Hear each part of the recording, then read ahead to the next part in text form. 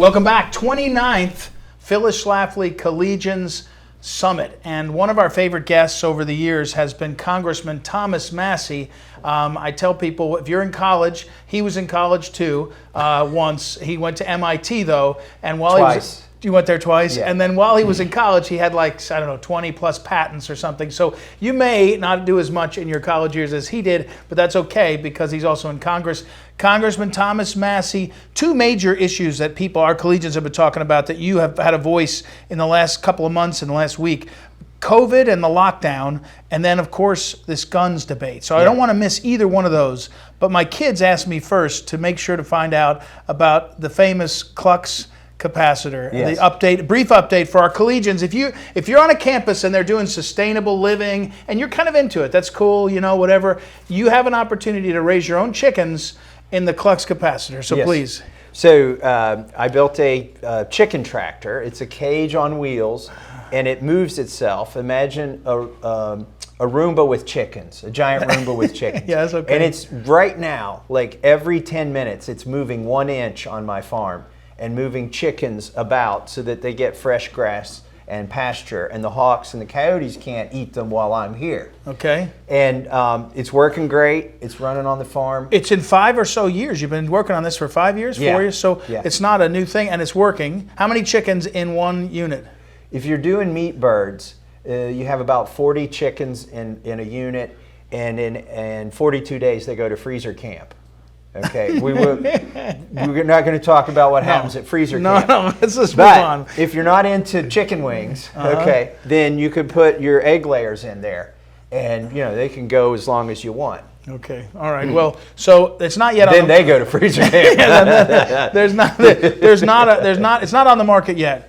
But Right. the Prototypes are deployed. Okay, and patents pending. And it's not sentient yet. I know there's all these AI alarmists out there. Yeah, not yet. I'm hoping that it hasn't gone sentient and taken over my farm while I'm here. Well, but who knows? All right. It's only got an 8-bit microprocessor.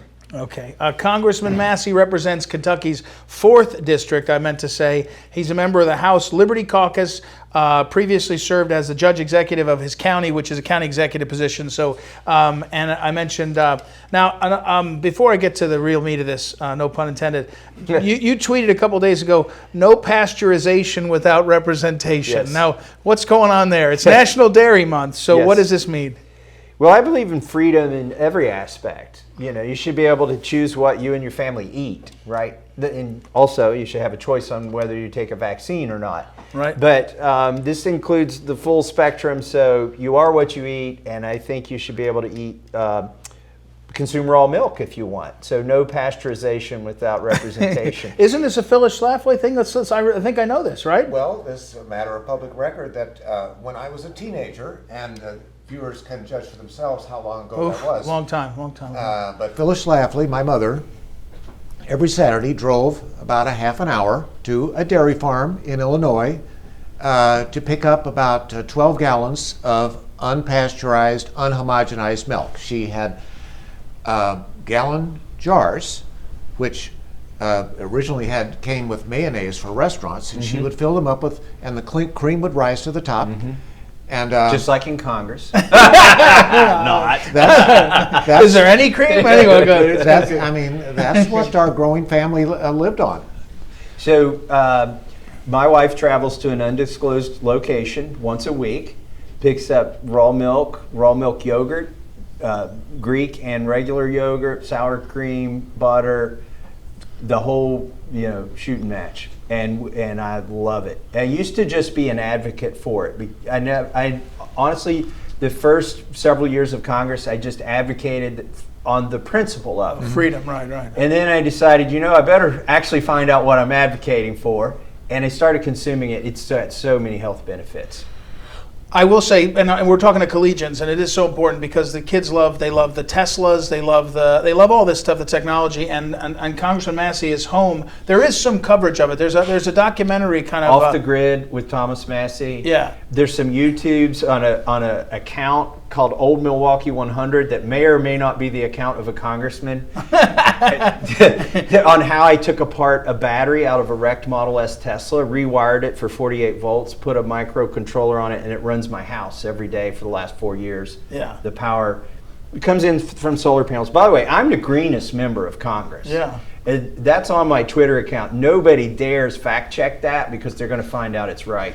All right, I want to go back to, because we have too much to cover with you. We're talking We about gotta do Thomas guns. Massie. I came here to do No, guns. wait a second. Before we get to guns, you said something. Phyllis Schlafly passed away before the COVID pandemic hit, obviously, 5 years ago now, 6 years almost.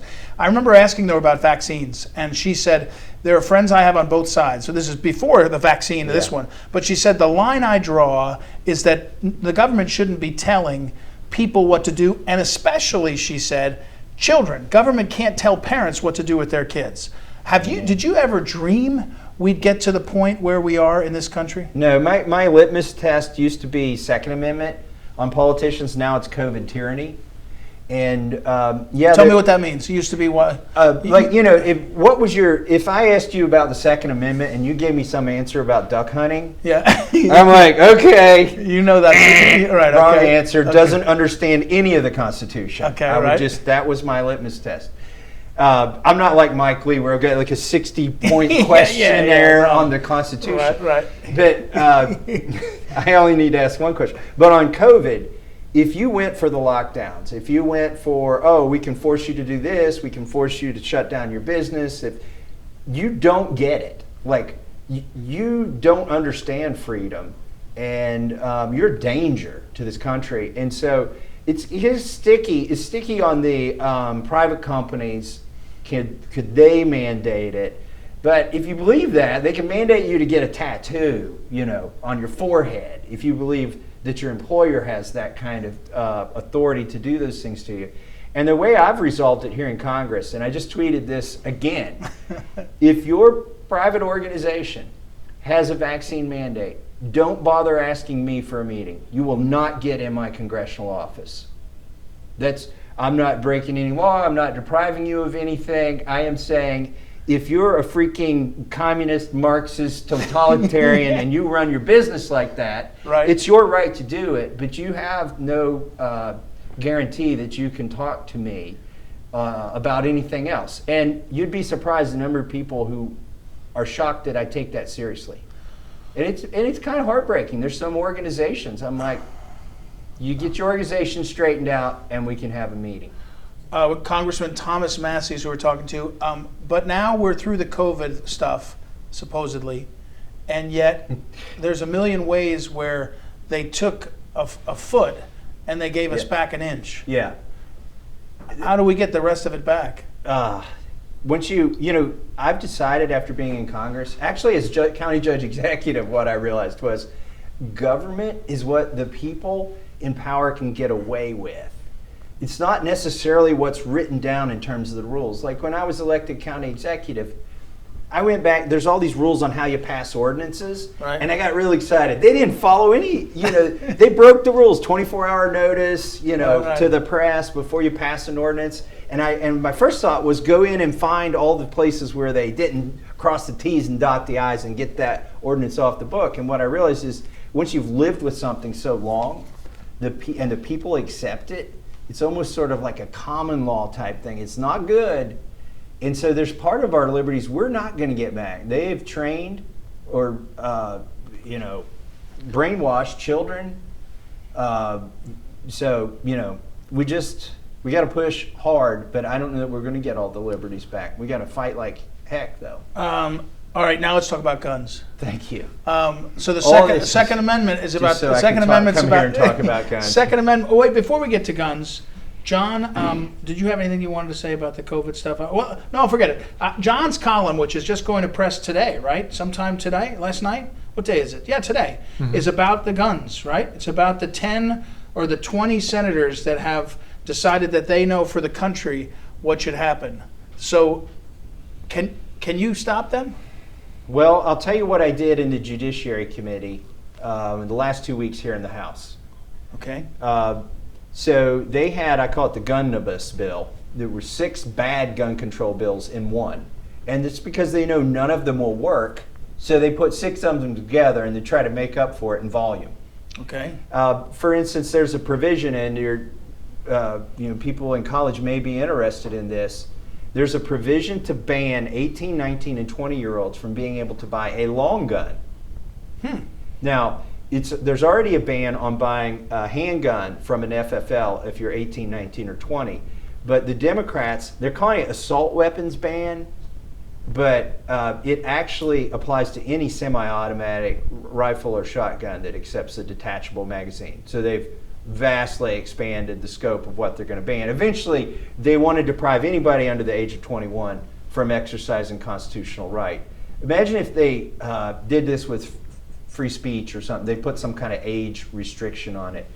So I made the point in the committee that because they said their brains aren't fully formed, 18, 19, and 20-year-olds. And I was like, wait, let me get this straight. You can be old enough to vote and pick who's going to run this country, and you're saying your brain's not fully formed. You can be, old enough to vote or to die for your country. Right. In fact, you can be conscripted into military service. And I asked the chairman of our committee, "Are you saying their brains aren't fully formed?" And he said, "Yes." And I said, "So you're telling me we have to draft people whose brains aren't fully formed to die for this country?" And he said, "Yes." I mean, it was an amazing admission of their hypocrisy here. Right. But they don't care about hypocrisy, right? No. Right. So I offered an amendment. I said because their bill doesn't apply if you're a member of the active member of the military. And I said, well, let's extend that to anybody that's registered with selective service. And every Democrat voted against that. And so then I said, well, let's extend the exemption to a spouse who's 18, 19, or 20 of somebody who's in the military, maybe deployed. Why would you deprive a spouse of somebody who's deployed of their rights to defend their family when the head of household may be overseas standing up for the Constitution? They all voted against that. I did get one Democrat to vote for one of my amendments. They seek to create this new gun trafficking law. If you give a gun or receive a gun and you are not a family member or a business associate, you're guilty of gun trafficking under the House bill they passed. I said, well, let's exempt victims of domestic violence from this. If you're a victim of domestic violence and your neighbor's a good Samaritan and they are able to get you a gun for your own defense, let's not prosecute the victim of domestic violence with a 10-year federal sentence. And every Democrat voted against it except for one who voted for my amendment. I think he's got a close election or something. Oh, I see. So, go ahead, those John. were such excellent amendments, Congressman Massie, and it's a good example of how you can use the amendment process to hold their feet to the fire. Right. I actually got one amendment passed. After battling with me over 3 of these amendments, when I offered the other one, they just accepted it. And it actually became part of this bill that passed the House. A lot of people don't know this. I haven't done a press release on it. If you are an African American male and you go to buy a firearm and you go through the NICS background check, the NICS background check is so faulty. Okay, there are 112,000 denials every year and only 12 prosecutions out of 112,000 denials. It's because most of them are false. But if you're a black male, you are 3 times more likely to be denied your constitutional right to acquire a firearm by the NICS background checks through a false positive, because you may share a name. Within racial and ethnic groups, we share a lot of names. In Kentucky, there's a lot of Bubbas, okay? Go figure. And some of them are locked up, and if you've got a name that sounds like somebody who's locked up, you're denied. So I offered an amendment that said, all right, DOJ, FBI, ATF, on that yellow form, you are collecting the race, sex, and age of the individual. Tell us statistically, I don't want to know by owner, tell us statistically how many false denials happen by race. And I offered this amendment. They accepted the amendment rather than debate it, because there's inherent racism in this system and it needs to be exposed.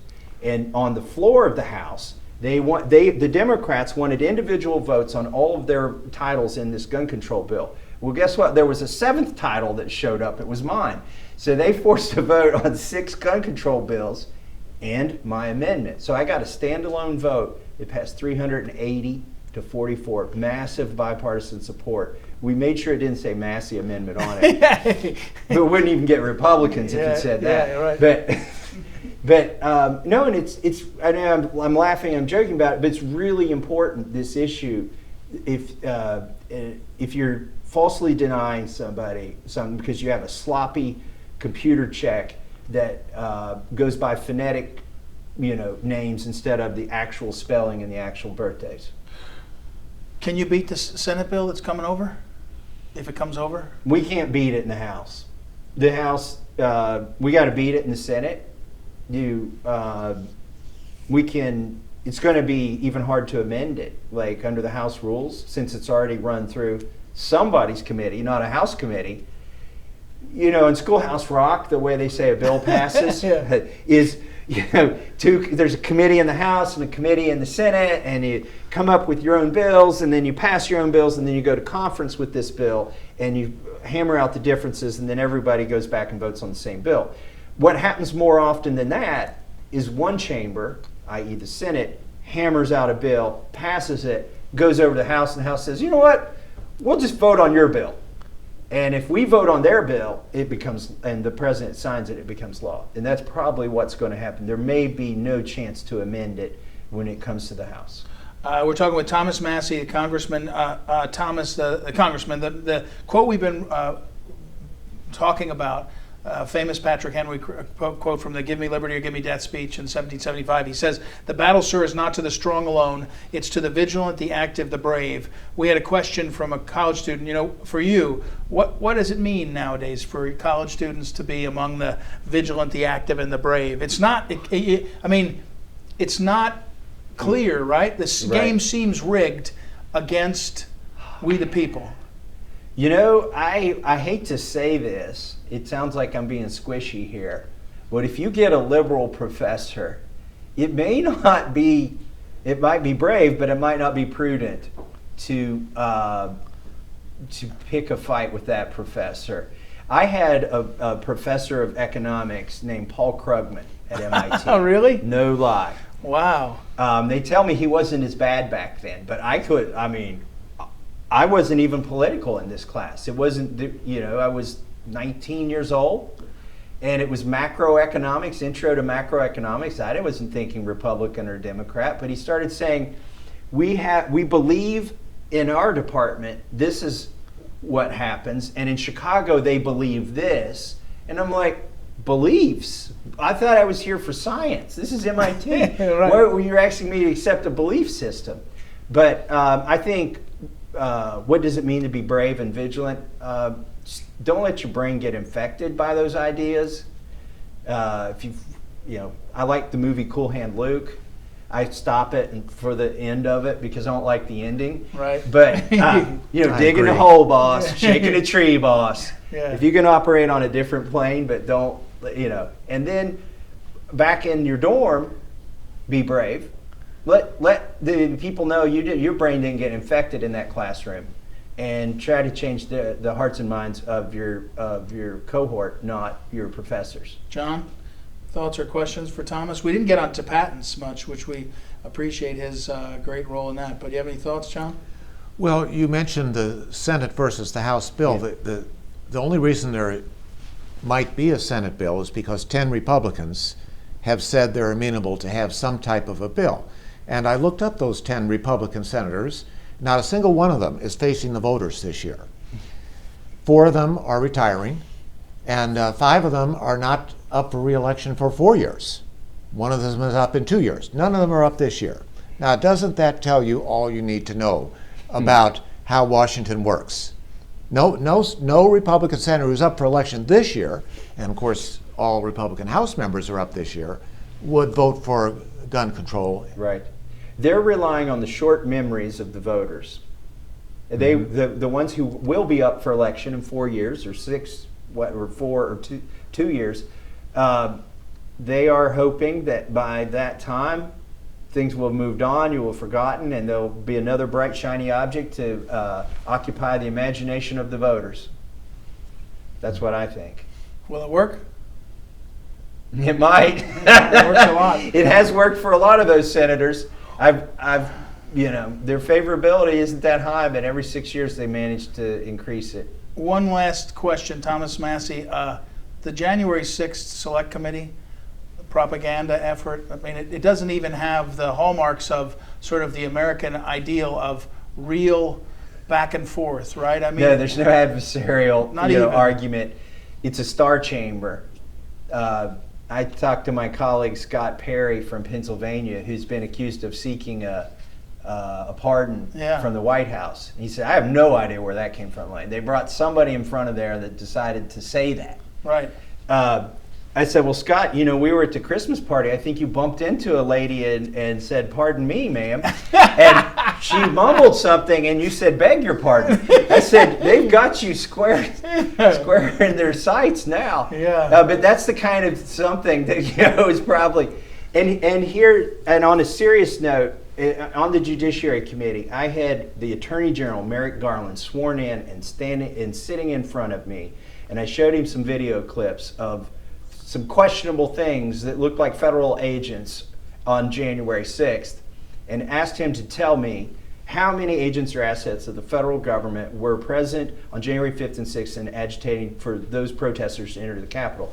Fair question, given that what we know about the Michigan kidnapping plot. Over half of them were agents or assets. Right. He refused to answer. He said, well, we don't comment on specific cases. No, Mr. Attorney General, I'm asking you generally, not about any specific investigation. How many were there? He wouldn't answer. When we get the majority, I'm hopeful that not answering is not going to be an option. All right, Thomas Massie, getting the majority will be entertaining, I would think, in lots of ways. We'll see you. Appreciate it very much, and Thanks. Keep working on the Klutz capacitor. Our college students will need that, especially if we go into a full-blown recession and everything else we're going to need. I'm trying to solve the supply chain issues, inflation of food. I'm doing it on the farm. I'm doing it here in Congress.